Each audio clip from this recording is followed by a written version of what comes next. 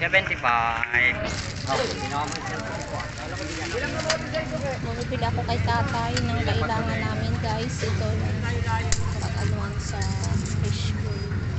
Parang maano gano'n. Bumper's price to ano? Oo, pamper's price yan. Dito nakalawang kuya to binili ko. Hindi. Naubos dyan yung bilog eh. Ito, madalas to. Hindi, yung ganyan na bilog, yung... Okay. Mayroon ganyan bilog. Sunod na dagdagan kuya pag bumenta. Nag-start kasi kami mag-ano. Kasi subukan mo pala. Opo. Tama yan. Kahit 2 taon lang. Kailangan mo talagang magkaroon ng konting hanap buhay.